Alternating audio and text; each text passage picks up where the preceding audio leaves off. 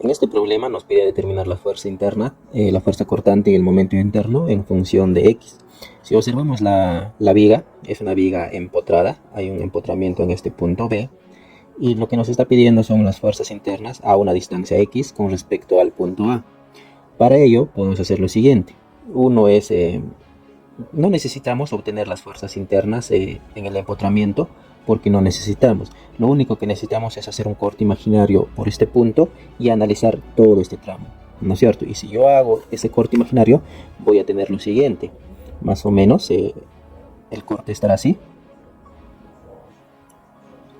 Ahí está. Esto es el punto, ¿no es cierto? Y por acá voy a tener la carga distribuida. Es la carga distribuida. Esta distancia es X. Por acá tengo una carga puntual de 6 kilonewtons. Y este punto es el punto A. Yo necesito las fuerzas internas en ese punto. Y nos dice que tengo que calcular en función de X. Vamos a decir que ese punto es el punto C. Y las fuerzas internas, la fuerza cortante es VC y MC. Pero nosotros no conocemos cuánto vale esta carga distribuida, esta alturita.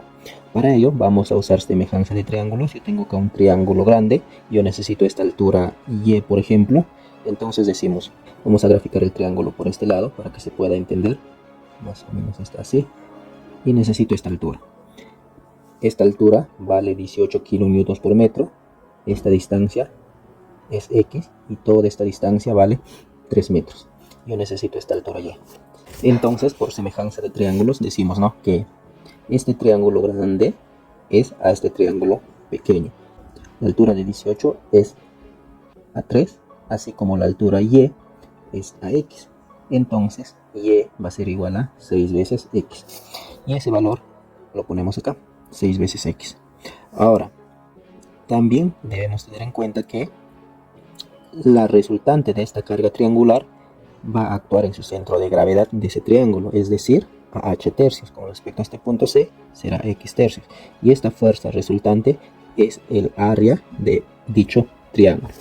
Entonces, vamos a calcular. Esto sea la fuerza resultante. El área va a ser base, que es X, por la altura, que es 6X, dividido entre 2. Esto va a ser 3X al cuadrado. Y la distancia va a ser igual a H tercios. Esta distancia va a ser X tercios. Ahora vamos a calcular lo que nos pide. Nos pide la fuerza cortante en función de X. Decimos que sumatoria de fuerzas en la dirección Y tiene que ser 0 por equilibrio. Entonces decimos que todas las fuerzas que van hacia arriba van a ser positivo y las fuerzas que van hacia abajo van a ser negativo. 6 kilonewtons está yendo hacia abajo, negativo, menos 3 veces X al cuadrado menos V sub C. Y esto es igual a 0. La fuerza cortante va a ser igual a 6, negativo 6 menos 3 veces X al cuadrado. Y esto sería la respuesta. Obviamente esto está en kilonewtons, sus unidades. Ahora vamos a calcular el momento con respecto al punto C. Todos los momentos en sentido horario va a ser positivo. Entonces decimos la fuerza de 6 kilonewtons nos genera un momento negativo, 6 por la distancia X. La fuerza resultante de la carga triangular también me genera un momento negativo, menos 3 veces X al cuadrado por la distancia, que es X tercios.